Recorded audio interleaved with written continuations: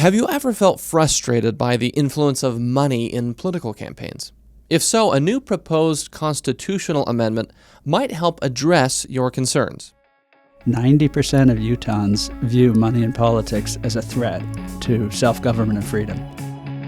On this episode, we dive into the issue of campaign finance reform and explore why one organization hopes an amendment to the U.S. Constitution could make a big impact on the issue of money in politics. You're listening to Defending Ideas.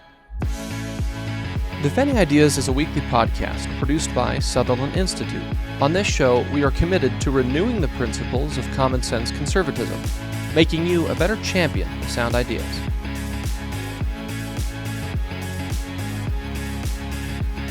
Welcome back to another episode of Defending Ideas. I'm your host, Nick Dunn, and this week we're talking about an issue that's been central to many political and campaign conversations and debates for many years, and it's campaign finance reform. To have that conversation, I'm very excited to have with us in the studio Jeff Clements. He's the founder and CEO of American Promise. Jeff, welcome to Defending Ideas. Thanks, Nick. Good to be here. It's really good to have you because, again, this is an issue that I think any voter, if you go out and ask them, do you have an opinion on the influence of money in politics? They would probably say, yes, I have an opinion. I feel strongly. It's kind of one of those evergreen political issues just in our political culture in this country. And so let's dive into what you're trying to do to make a positive difference on this issue. First, if maybe we can give some context to our listeners and viewers. You founded and run this organization called American Promise. Can you give us an overview of what is it, why does it need to exist, and what it is you guys are trying to accomplish? Sure. And, you mentioned the likely view if you ask any American about money in politics. And I think it's always been something that has bothered many people, irritated many people maybe. It has really changed in the last 10, 15 years in terms of how Americans are regarding it. So, we've done polling here in Utah. 90% of Utahns view money in politics as a threat to self-government and freedom. Pew Research did a survey that they've been doing regularly about the most important priorities for Americans in 2024 for Congress and the president going into that election. And for the first time ever, reducing the influence of money in politics was number 3, right behind protecting against terrorism and the economy. That's never happened before. So I think there is a new level of conversation around this issue, and it's why we actually created American Promise back in the end of 2015. We've been at this, and the reason to your question about why American Promise, why is it needed, is I and others had been hearing Americans talking about this concern and realizing that the problem has been a long time coming, and it's a constitutional problem because we're at the intersection of free speech and money and power, and that's always difficult. There's a lot to unpack there, and the Supreme Court has tried its best and basically laid out a constitutional rule that money is free speech, and the rules will be decided in Washington by the courts, or now by super PACs, things like that. So it has changed the federalism dynamic in America. It's changed the role of the states. It's concentrated power and leadership in Washington. It's concentrated. It's nationalized elections, even right down to local elections with national money. It's led to global and foreign government spending in U.S. elections. And I think that's why you're seeing this is no longer just an irritation. It's actually a national security concern. It's a federalism concern. It's a freedom concern. And so at American Promise, we try to serve Americans because we're going to need a constitutional amendment to correct it. And you don't do that lightly, and you don't do it without all Americans getting involved. You need a supermajority, not only in Congress, but in every state. You need 3/4 of the states to ratify an amendment. And so we took that seriously. We'd seen the support for it, and we said, well, what do Americans need? Well, we need somewhere that isn't going to be partisan. It's going to focus only on this issue. We don't have a view as to the specific answer on any of the details of campaign finance. We're about giving Americans the authority and the freedom that we all, I think, want in how we govern ourselves under the Constitution. One of the things I appreciate is this idea of a singular focus on a specific outcome, which is the passage of a constitutional amendment. And in the world of policy and politics, sometimes there are many organizations or efforts or initiatives that are sometimes hard to quantify and define that, well, we want to do good things in these areas. But so I think it's beneficial for our audience that there's one thing we're trying to accomplish, and it's to pass this constitutional amendment. And I want to go through some of the details of that and even go over the text of the amendment and ask you to expand on it. But first, if I can ask you to build on some of the things you were mentioning a minute ago, but this argument of why money in politics is bad, has a negative influence, can you help expand on that a little bit and maybe take it out of the realm of sort of what someone who might be a little skeptical or say, well, so a campaign has more money, I still get to decide who I vote for as a voter. Who cares if it's a glossy mailer versus, not as much campaign resources. So I'm trying to think for anyone out there who really wants to understand, okay, what is it? What are the specific reasons why the way money has been involved in politics, in your view, has become a negative thing worthy of a constitutional amendment to rectify it? Help cement that case for our audience. Yeah, and honestly, Nick, I don't think I'll make my own views about money in politics because that doesn't really matter. It matters to me, of course, but I think you can ask any American this question and you'll get sometimes different answers, but I think there's commonalities that I will say. So for the past 50 years or so, for the first 200 years, the First Amendment did not mean that neither the states nor the American people could decide for ourselves about the role of money in elections. That was a state function. It was who made the rules about elections. So now we have this constitutionalization of what is essentially a policy question about what's the right way to address money in elections. And so we look at the support for this amendment, and when we talk to our supporters, when we talk to whether they're Republicans, Democrats, Independents, whether they're rural or urban, whether they're east, west, north, or south, they might have different reasons, but the commonalities are government has concentrated nationally. It's concentrated far away from me, quote unquote, and you can ask any American that. It's like this disconnection of the American people to the government that is supposed to be of, for, and by the people is a common theme, and I think that's on the right, left, and center. That then a lot of people will point to the role of money. Elected officials, especially in Washington, will point to the role of money, and they don't like it. They're spending 70% of their time going to fundraisers, and there is now a national political industrial complex funded by this system. There's a national donor class. That is a very small slice of the American population, less than 1%. Both parties have it. The politicians are very attuned to what the donor class wants, and they're usually not spread out in our communities around the country. They're concentrated in wealthy urban areas. And so you have the theory of American government of coming from the people and representing the people and having feedback loops to the people that is broken as a result of money in politics. So people will point to different aspects of that problem depending on what their viewpoints are, and that's why you see it right, left, and center, the support for changing the system, because if you're frustrated that no matter what we do to send the message that we want change in Washington, we don't quite get it, no matter, or if you're concerned about, if you're a farmer or if you're looking for more job opportunities, if you're concerned about foreign influence, you might have lots of different reasons why you're concerned about money in politics. And that's the common ground, that it is about getting government closer to the people, moving the decisions closer to the people and in the states. And that's the opportunity we have to fix it. So again, I could give my own reasons, but far more interesting is the reasons that Americans have for saying that, money in politics is actually up there with terrorism and the economy, higher than crime and immigration and lots of other important issues. I think we have to ask them, and that's what we try to do at American Promise. Let's ask Americans, and let's offer a solution. So the solution you've identified again is this idea of, well, we just need to pass a constitutional amendment. If I may, I'd like to read the text of the amendment because it's actually pretty short.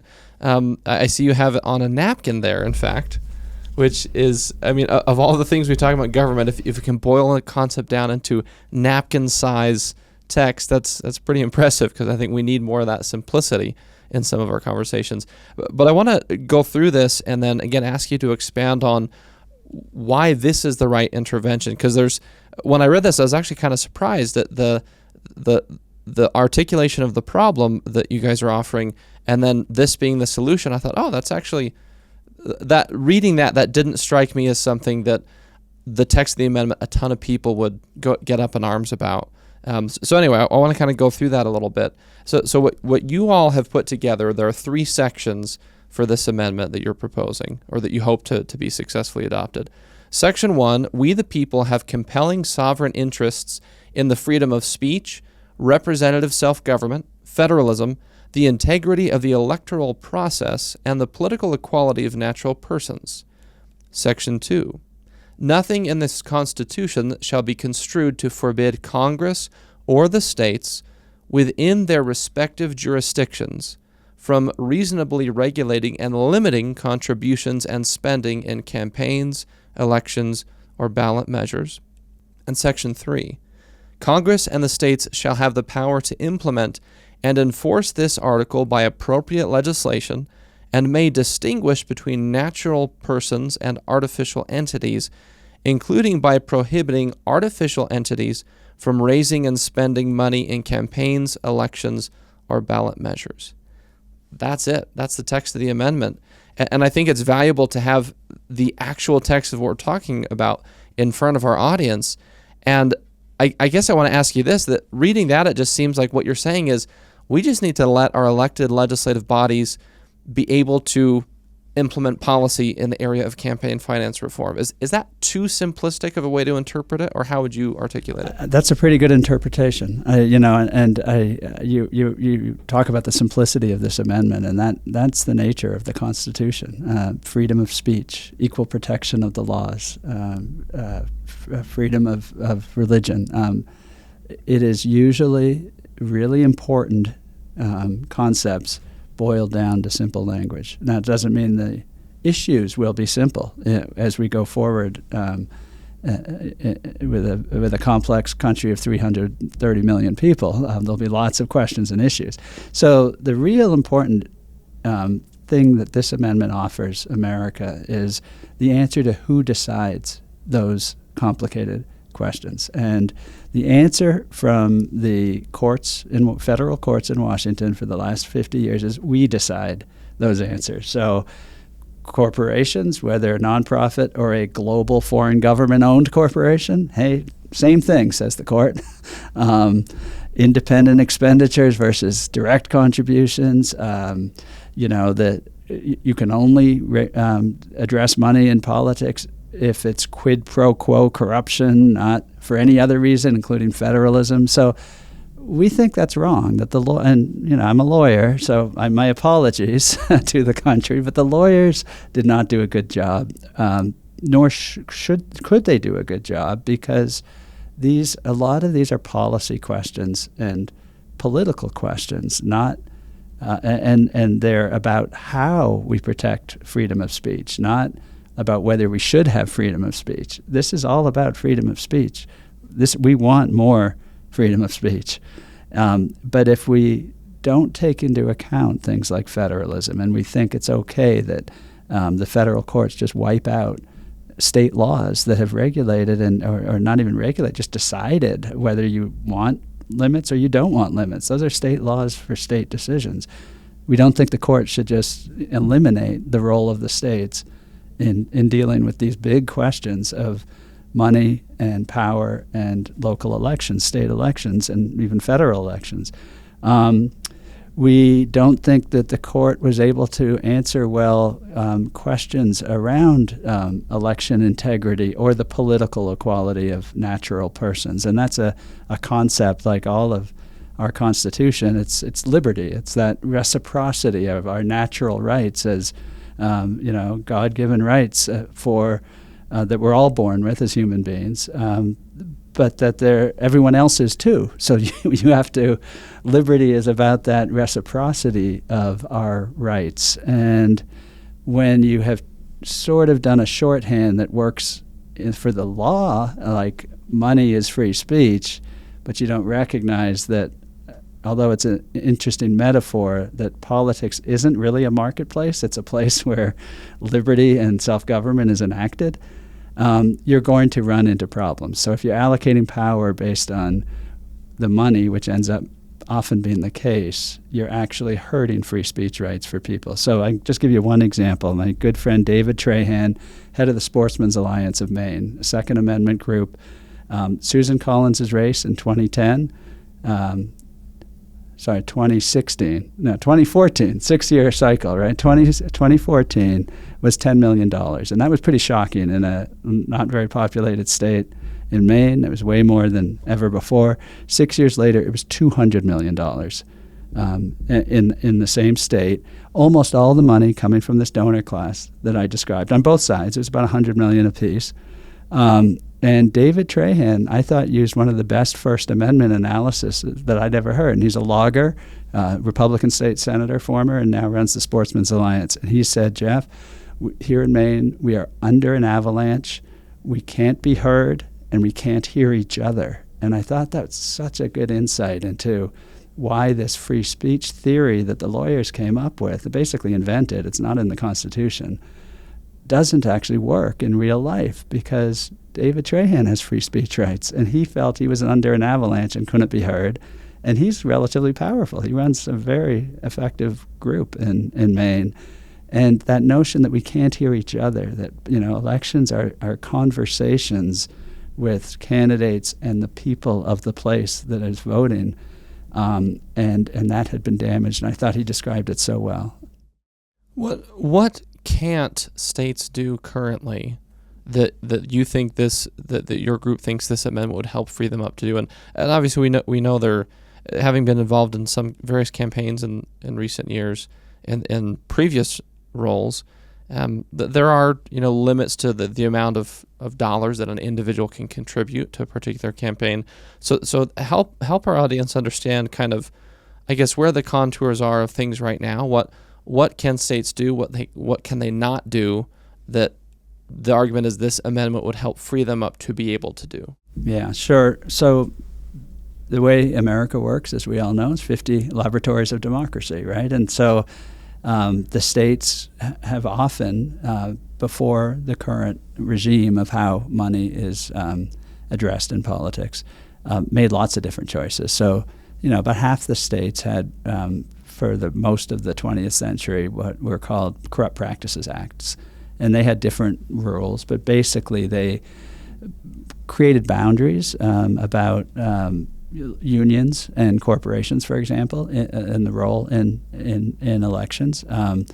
And Montana's an example. Back, the people of Montana felt in the turn of the century that the mining companies were controlling so much of the state, so they made some rules about that. Those laws have now all been struck down by the Supreme Court, saying that those rules violate the new theory of the First Amendment. Other states didn't do that, and that's fine. Under our amendment, states don't have to do anything that they don't want to do. So some states don't have limits. I believe Utah doesn't tend to have limits, but you'll correct me if I'm wrong on that. But Virginia and other states see other answers to how to address this problem.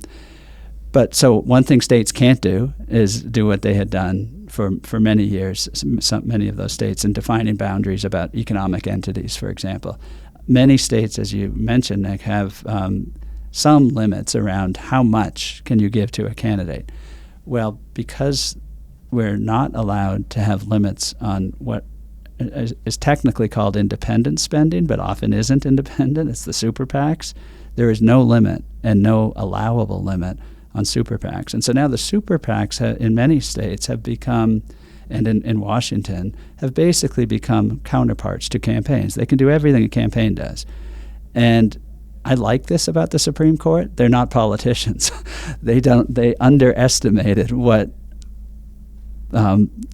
creative political, what anyone would do when they're given the set of rules, you're going to go by those rules. So now you have this phenomenon of the limits that states have decided don't actually work because you just run a parallel super PAC campaign, and those are gone. The biggest concern that we're finding states are having right now is the foreign influence.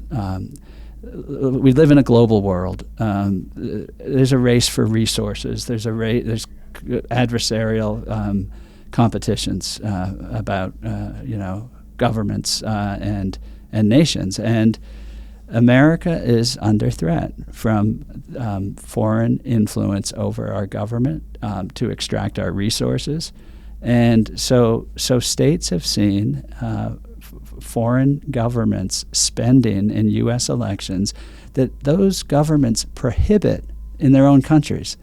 So let me give you one example. Hydro-Quebec is 100% owned by the government of the province of Quebec. It's an energy company.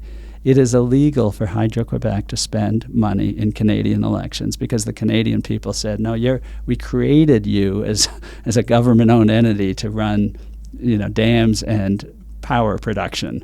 Well, they wanted to run a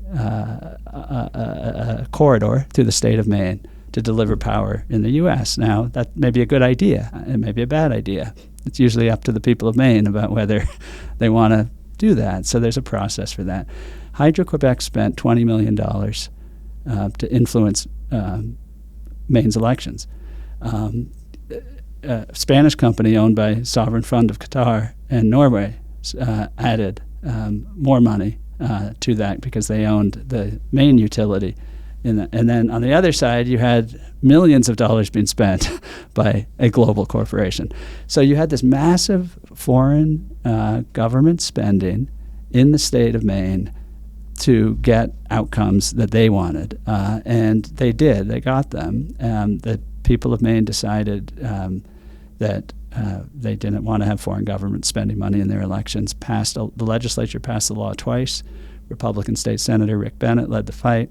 It was vetoed by the Democratic governor, Janet Mills, under this theory that the First Amendment protects even foreign governments spending money in our elections. And so the people of Maine, in a ballot initiative, passed the law over the veto, 86% vote yes.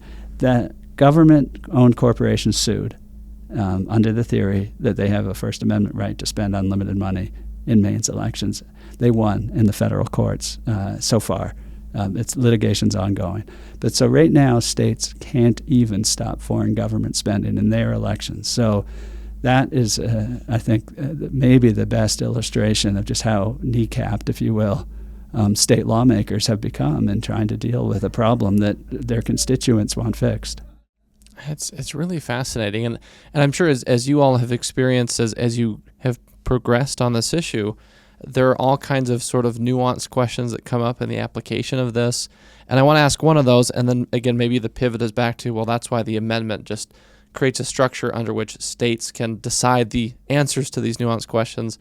But one of the questions that immediately came to mind was, how do you draw the line between, as you mentioned, super PACs and kind of said almost with a grin of, they're supposed to be independent from campaigns, but you articulated some of the issues there. How do you distinguish between those kinds of circumstances and, for lack of a better term, genuine issue-oriented organizations that, just pick something, let's say school choice, that's something that's been very popular across a number of states in recent years. Utah recently passed what's called the Utah Fits All Scholarship. So let's say if that's an issue that there's an organization that's formed to say, well, we want, more and more sort of educational freedom for parents, and we want to spend a lot of money on that issue because we care about that issue. If there happen to be candidates that are running that have a particular point of view on that topic during a campaign cycle, any thoughts on, I guess, how do issue organizations fit under this kind of concern about money and politics? Is there a way to distinguish, or is it kind of just like, again, that's what states have to figure out, what Congress has to figure out, that's why the amendment is structured the way it is? Any general thoughts there? My general thought is closer to your answer just there at the end, and I'm not punting. I think these are serious issues, and they're difficult issues, and the last thing we at American Promise would want to see is Americans unable to pool resources to advocate, to support candidates. That's what the parties are for. That's what issue groups are for. And back to de Tocqueville and the great American way that if you see a problem, hey, form a group. That's what we did at American Promise. Form a group, talk to your fellow Americans, raise money. Yes, indeed, raise money, and get in the fray. That's what democracy, that's what self-government's all about. So it doesn't mean that there aren't important policy choices about that boundary to solve some of these problems. And so the real question that this amendment answers much better than the lawyers and judges have been able to answer is who decides those questions, and do they have to be uniform, one size fits all coming out of Washington? And our view is the people ultimately decide those questions. I think 90% of Americans support this effort and are concerned about money in politics, not because they don't like free speech or issue advocacy. I don't think we're going to have like a rampage of shutting down, groups that are advocating or raising money. That's not what Americans want. But we have complex issues. We have the foreign government issue. We have the digital currencies. We've got AI coming. We've got lots of difficult policy choices that judges are ill-equipped to answer. I'm ill-equipped to answer, and I know it. And any one of us is ill-equipped to answer, knowing that we'll be right. That's the beauty. That's why America works so well, is because our theory is that together we're all smarter than one of us. And through debate, we'll be smarter than any of us. And so what this amendment does is allow those boundaries to be set. And I think the question is, will we always get it right? No, of course not. Some will go too far. Some will go not far enough for the needs as the people decide. And so the question is what kind of constitutional rules enable correction when you do go wrong? So under this amendment, the courts are not going away. There will be challenges to different laws if states decide to do things. And the Section 1 that you read about the sovereign interests of the people that should be taken into account in weighing out the constitutionality of those laws is just a much better way to do it than this artificial kind of clever lawyer theory of quid pro quo corruption or independent expenditure versus it makes the judges have to think about federalism. It makes the judges have to think about electoral integrity. It makes the judges have to think, yes, free speech, all of those things. But most importantly, it makes the judges remember that their role as judges is not the same as the role of the elected branches and the people. And so that is the idea of this amendment, and it just gives us a much better chance at a better way forward with these complex issues and the power and role of money and influence in elections. So I wish I had a magic answer that would solve all of the problems, but I think before we had this sort of rigid one-size-fits-all court-created mandate that came out of Washington, Americans tried lots of different things, and that was fine. Some states did limits, some states didn't. Some states said, corporations, unions, have at it. Other states said, no, go. You belong in the economy, not in elections. So that's the world we'd like to see, is one we think much more attuned to what the Constitution was supposed to do, what freedom of speech was supposed to mean, and frankly, the hope of this big experiment in a free and equal citizenry governing ourselves. There's one additional detailed question about a portion of the amendment that I want to ask you about, and then in our remaining time kind of talk about strategy, next steps, what's the process, because you mentioned in some of your materials on the American Promise website that it's been a long time since we've passed a constitutional amendment. Folks my age, haven't been around for something like that. And so let's get into some of that kind of, again, strategy and process and how this would roll forward. But there's one thing that stood out to me that was really interesting. You've alluded to it a couple times in the text of the proposed amendment. It distinguishes between natural persons and artificial entities. And again, for reference, I'll read one of the references that legislation may distinguish between natural persons and artificial entities, including by prohibiting artificial entities from raising and spending money in campaigns, elections, or ballot measures. So in this sort of calculation, what is a natural person? What is an artificial entity? Why is that distinction important? And why is the ability of legislative bodies to limit artificial entities important? Yeah. So let me preface my answer with where this language came from. So this was not like right out of my brain. Okay, these ideas have been kicked around over the past 50 years. The first version of this amendment, I think, was introduced in the Senate by Alaska Republican Senator Ted Stevens back in the early 80s. So this has been a constitutional conversation for a long time. What we did at American Promise when we started out is say, look, we don't need to reinvent the wheel, but it also doesn't matter what the perfect amendment is if the American people don't agree. So let's go talk to the American people. So we did a 2.5+ year program we called Writing the 28th Amendment. This would be the 28th Amendment to the United States Constitution. We did town halls in Texas, Oklahoma. I think we might have gotten to Salt Lake, Ohio, all over the place. Just listening, just putting up the mic, and letting people come up to the mic. We talked to judges. We talked to elected officials and candidates on all sides of the political spectrum.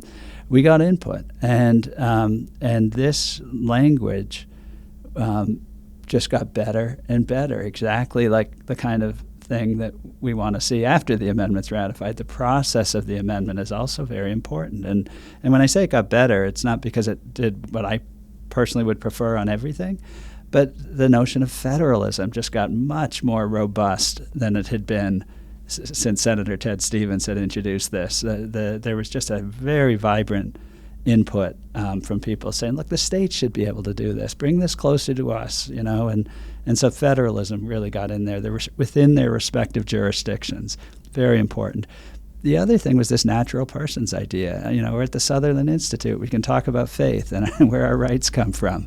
Our rights, in the view of the American theory of government, are natural rights because we're creatures of God. And if some of our non-believing friends would prefer, because we're human, we are born with these. They're not like coming out of a lab in D.C. somewhere. So, the First Amendment came from the people after seeing the first draft of the Constitution, saying, no, we got some work to do, and we added the Bill of Rights. So that is a perfect illustration of how the amendment process actually makes real this notion of that we all have these rights. And if we think about it and talk about it with each other, we'll actually have a pretty good idea of what they mean. And so this idea that there were non-human tools, if you will, that we use that are not the same as humans, that we needed to pin that down in the Constitution more than ever, just kept coming back to us in this process. And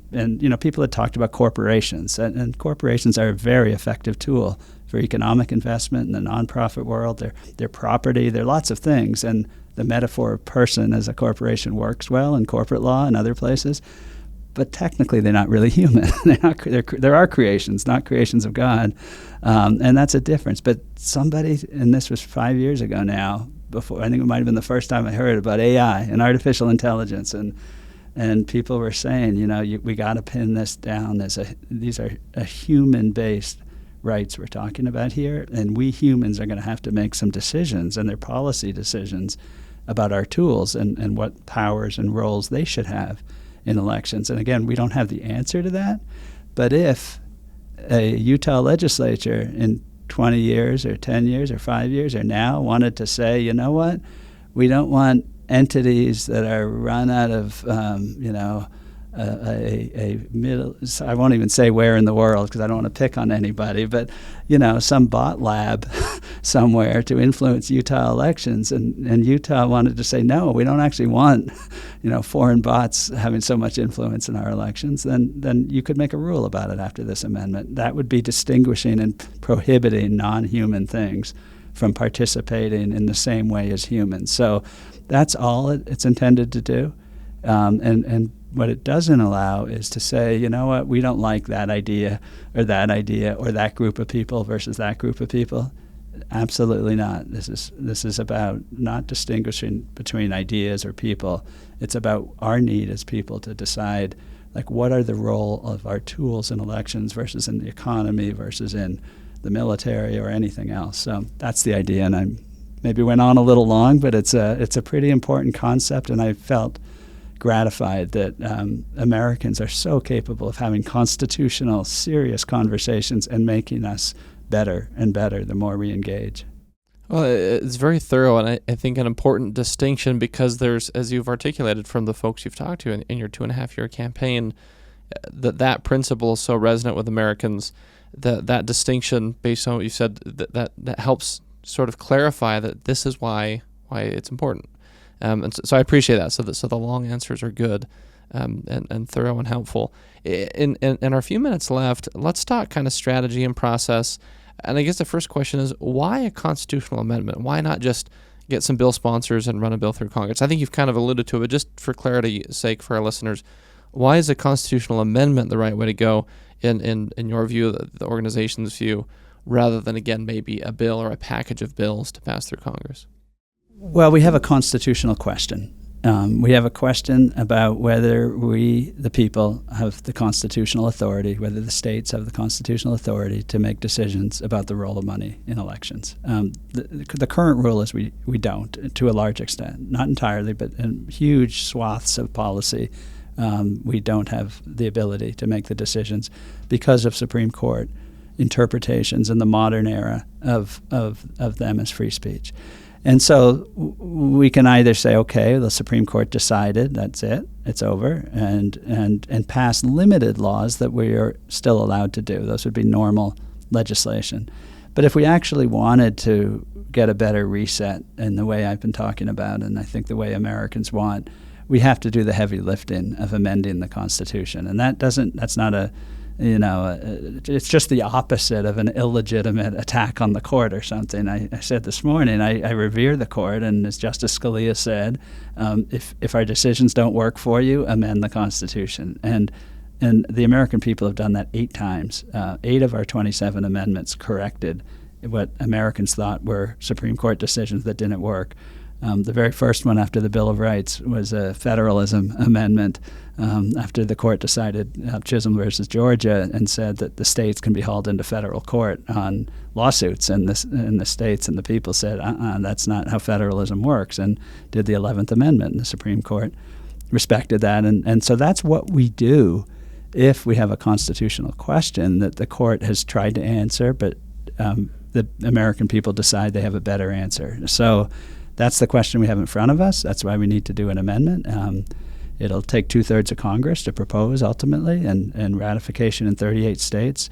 But that's the official Article 5. There's also the convention path, but we're focused, like other amendments have been successfully, on just bringing it to the American people, letting the states do resolutions and building that support, and then Congress is, as usual, often the last to know and say, okay, this sounds like a good idea, and that's coming. I think we're coming much sooner than people realize, and we're just really happy to be here in Utah. That I think we've just seen so much support, and Utah could really help take the lead in moving this state-based movement to get the amendment done forward.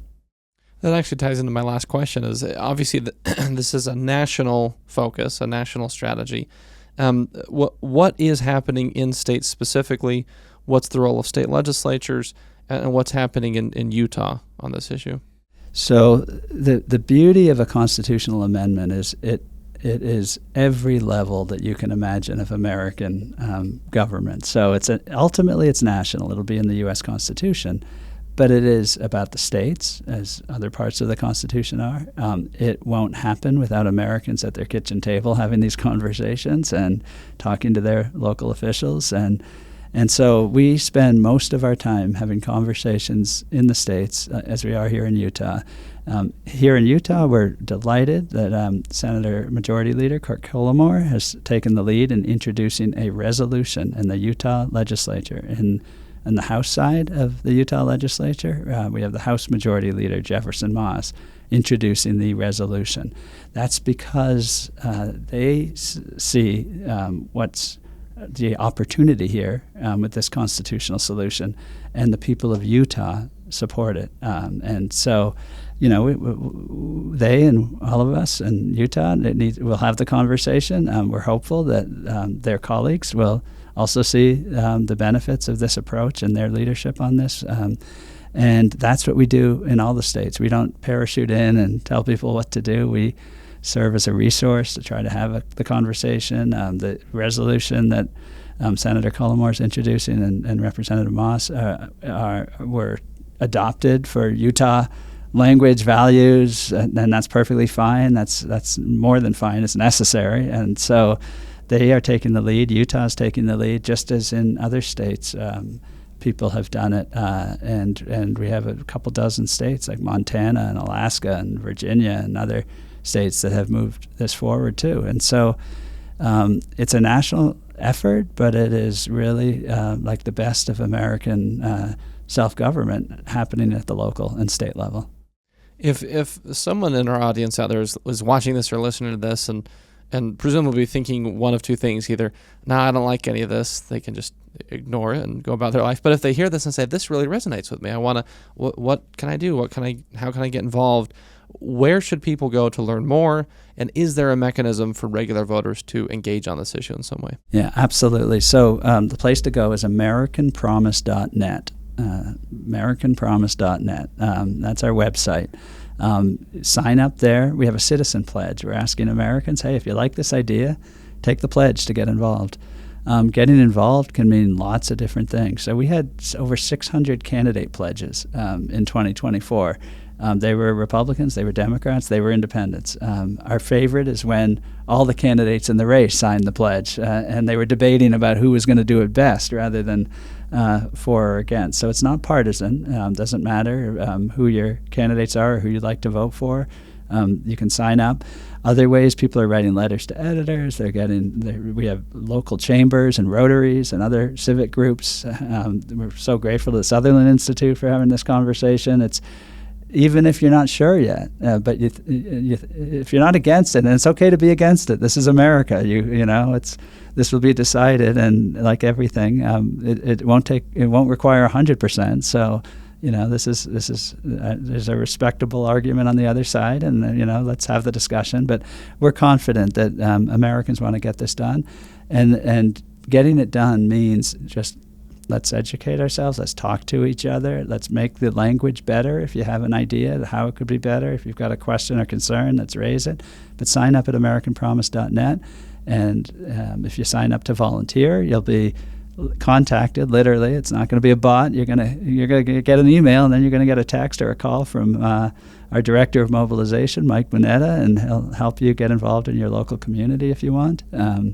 And it's just been, as I said, really gratifying to see Americans stepping in and getting this done, no matter who they vote for. Again, this is for everybody.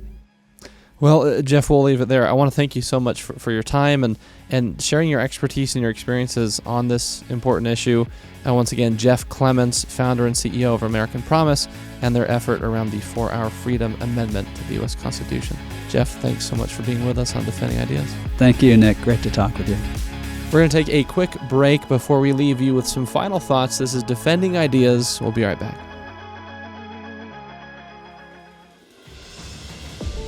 Sometimes it's hard to keep up with the latest policy debate that affects your life. The solution? Subscribe to Sutherland Institute's weekly newsletter, where you'll find in-depth insights from seasoned policy experts, compelling multimedia, and advance notice of special events. Visit SutherlandInstitute.org. Welcome back. Campaign finance reform can be a very complex issue that prompts strong feelings from all across the ideological spectrum. The best advice I can give on a topic like this is to try and view the issue outside of a partisan lens. In other words, try to anchor yourself to the core principles found in America's founding documents, coupled with sound data and analysis, and bring that approach with you on this issue, rather than thinking through how particular candidates, political parties, or ideological teams might be affected. Well, that'll do it for this episode of Defending Ideas. If you enjoyed this discussion, please visit defendingideas.org, where you can access previous episodes and watch or listen on your favorite platform. And don't forget to subscribe to Defending Ideas on Apple Podcasts, Spotify, YouTube, or wherever you like to get your shows. And make sure to share this episode on your own social media profiles or with a friend, family member, or coworker who you think might find it interesting. And lastly, if you want to support the broad work of Sutherland Institute, and if you want more conversations like this, please make a contribution at sutherlandinstitute.org/donate. Thanks again for joining us on Defending Ideas from the Sutherland Institute in Salt Lake City. I'm Nick Dunn. We'll see you next time.